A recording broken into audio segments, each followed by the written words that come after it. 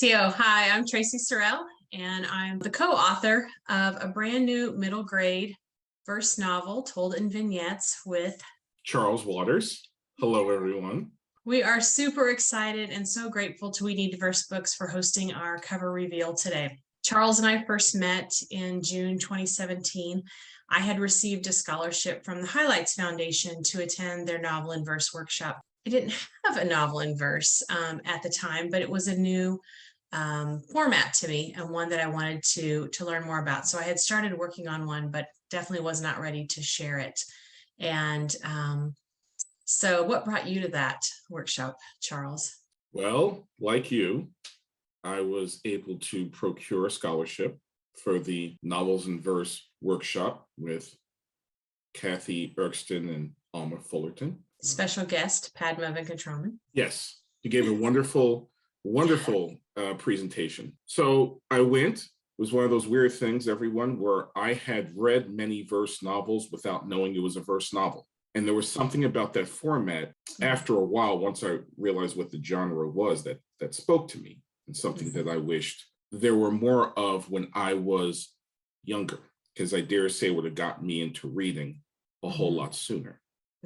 Yeah, I was going to say, I just love poetry. I think it would have helped me read even more. Yes, and I went, and there were all these verse novelists there, and Traci and I both had books that were going to come out the following year. So that's something that we both bonded about. And I remember the verse novel attendees being very welcoming and inclusive. And it took me, about a day or two, but I started to get, I thought, the hang of writing verse novels. And after that, I was hooked. While there, Traci and I had many conversations, and we said, wouldn't it be nice? We found that we had a lot in common. So wouldn't it be nice to maybe create a book together someday? And many times people say that and nothing happens, but for better or worse, I'm a person who has trouble letting go. So I remember that conversation vividly. And see, I at the time was thinking it would be a picture book. Yeah, right. Which would have made sense because we both had books like that coming out. Yes, right. So that would have made sense. Yeah. It still seemed a little daunting at that time for me to think about, a verse novel or a novel period, right? Of any sort. After that point, we'd said we were going to, of course, that's 2017. We fast forward to February of 2019. And I get an email from you saying, hey, I have an idea for a verse novel. Are you interested in working on it with me and co-writing it? How did the idea for Mascot, come about? That came about through a rejection. There was a proposal / manuscript. There was a proposal with poems that I had created with someone else. And what happened was, the Mascot is something I had been thinking about personally. It's definitely been in the news, It's been in the news, a lot. Yes, for a long time. A long time. Yeah, people have been working on this for decades. I remember, and I don't remember if it may have been in the 90s, Traci, where St. John's University changed their mascot to the Red Storm from what it was to, which was a Indian name, to the Red Storm. So I had thought about it even decades ago, but not a lot. But anyhow, in this manuscript, there was maybe just a poem about it. Oh, okay. Yeah. When the rejection happened, and I understand why, because editors know what they're talking about, I could not get that idea out of my head. And I knew that there was something that had been raging in schools across the country, and still is. Yeah. And probably will be for many years to come. I hope not, but unfortunately that might happen. I thought, well, I don't know about tackling this by myself. I don't know if that's the right way to go. And it hit me like a thunderclap. I went, Traci, of course. Traci's a member of the Cherokee Nation. Traci, to quote The Godfather, goes to the mattresses for her people. She will go to war for inclusivity and I'm a guy, so I said The Godfather. Most cisgendered males, it's The Godfather. Yeah, it's an issue, like you said, that's been going on for decades, and one that is very much still present in K-12 education as well as in professional sports. And I'm excited because we're getting to look at it through the eyes of 6th, 8th graders, from a variety of backgrounds, just what all the nuances are, around this issue, because it's not a cut and dried issue, right? People come to it with a variety of thoughts about it, and adults. And so that, goes down to young people who have very different sensibilities sometimes that are different from the adults around them. And so I like that this format gives us the ability to explore the inner thoughts, as well as, what's going on in the community, share the emotion in a way that is realistic to what young people, express around this issue, and having to deal with it in their educational environment. So it's exciting. But we didn't get to write it in 2019. We did like a few poems that year, but this was a pandemic baby. I'm going to tell you all something for those of you watching, and I have no problem sharing this. Most authors and illustrators don't make a living on their books alone. They have to supplement their income.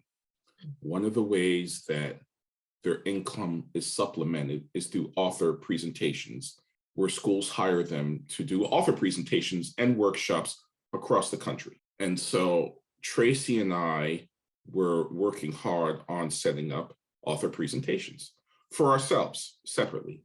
And so that took a lot of time away from writing. So during 2019, Traci and I did a lot of talking, which is good, getting to know each other better, talking about our families. I think with collaboration, there needs to be a lot of healthy back and forth. Sometimes that's irrespective of the writing, just talking. Mm-hmm.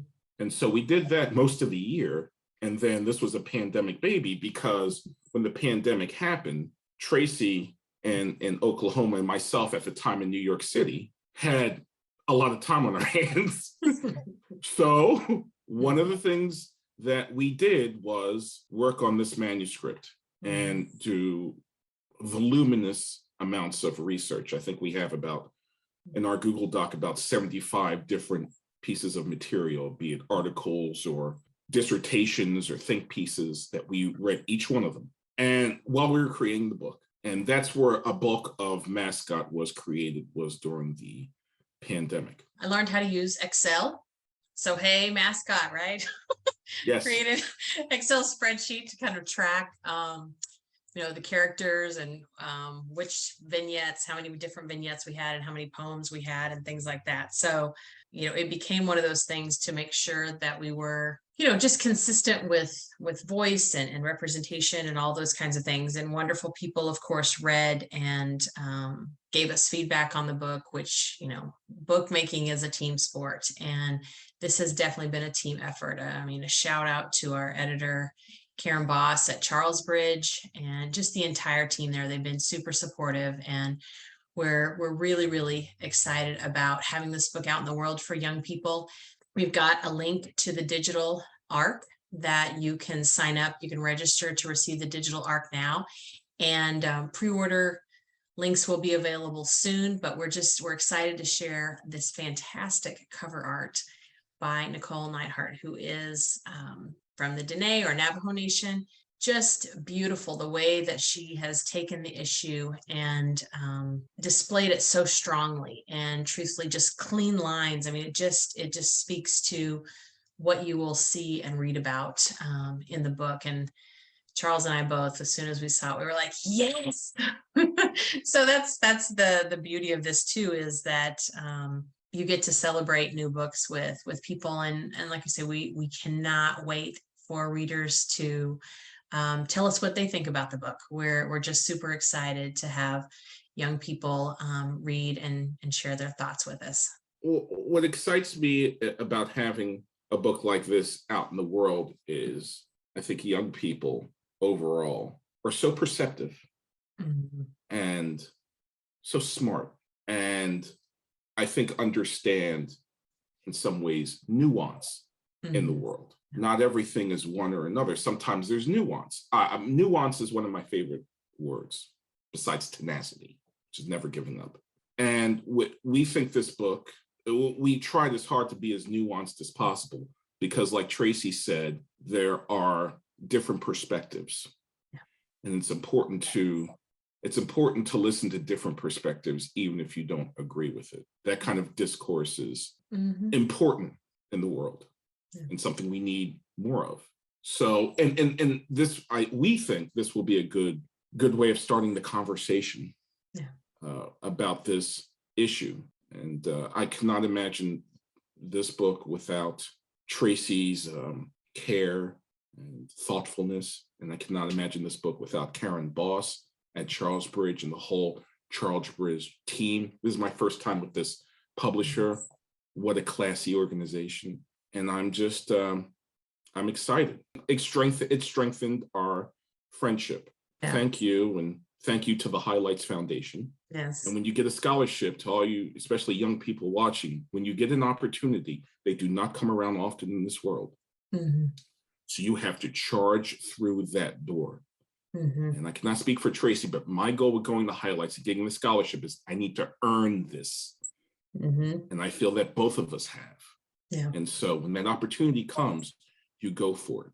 And we also want to say, again, just a huge thank you, Wado, to We Need Diverse Books for constantly working to expand access for fellow BIPOC creators to come into this industry, to share their stories, their art, and to help young people connect with the books that are being created. It is a challenging time in our world, whether we're dealing with school mascots, whether we're dealing with book bans that really are focused on BIPOC and LGBTQIAP+ identities. We know that young people need to see themselves reflected in the pages of books. That's how we save lives. That's how we support each other. And so again, we just invite you to register to receive the digital ARC. We look forward to your thoughts about it, and appreciate We Need Diverse Books for hosting us today. Wado, take care.